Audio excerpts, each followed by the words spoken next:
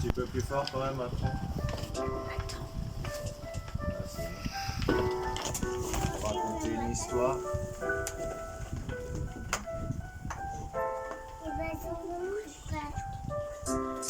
C'est l'histoire de nos vies.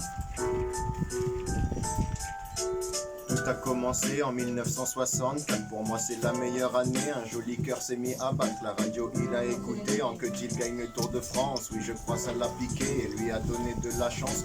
Le vélo ça devient sa vie, même pour aller au travail. Il y a des fois il roule sous la pluie, mais pas le temps que ça déraille. Il a fait beaucoup de routes pour avoir de l'entraînement et pour les courses aucun doute. S'il a pris de l'avance, il a toujours tout donné pour réussir sa vie. Attendu la majorité et trouve la femme de sa vie. Oui elle habite en cité, n'a pas une vie facile, elle voit des coups se balader, beaucoup de larmes qui dégoulinent. Depuis ce 3 juillet 1970, un deuxième petit ange est né et ça amène des sourires à ton grand frère aîné. Mais après 50 ans de vie, y a que lui qui est resté car le deuxième est pourri. Puis arrive le 3 mai 1986, après 16 ans renfermé, voilà sa vie qui s'illumine. Mon père elle l'a rencontré avec sa super belle famille, ma grand-mère lui a tout montré, c'est comme ça qu'elle a appris. Elle découvre enfin le bonheur qu'il peut y avoir dans une famille, c'est ça qui fait battre son cœur quand une famille est réunie. Pour manger faut se donner du mal et c'est ça qui nous unit. S'il y en a un qui a mal, les autres amènent le sourire. 1992, voilà le 9 février, planter le sapin dans la pelouse en signe de son arrivée.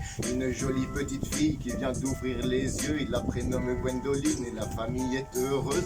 C'est la première petite fille et nos parents sont très contents. Un petit bébé fragile, je sais que t'adores ça ma maman. Tes mains si douces et si habiles ont fait rêver tous les enfants que tu as vus dans ta vie, même si certains sont devenus grands, comme ta petite sœur Viviana qui est née auparavant. Et un truc génial arriva, c'est le sourire de ta maman.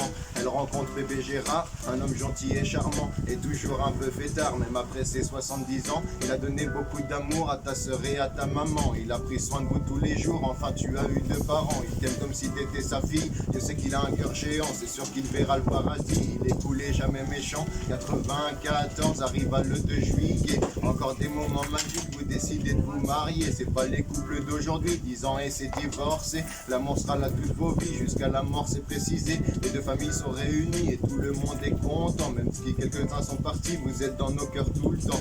On pense à vous tous les jours, j'espère que vous nous regardez souvent. De là-haut c'est rempli d'amour, vous êtes au paradis sûrement. Oui ça doit pas être facile de perdre un des 2 parents. Non je ne veux pas le vivre, donc tous les jours je serre les dents. Dommage on peut pas choisir de vivre jusqu'à 100 ans. Quand la mort nous appelle, on y va vite ou tout doucement.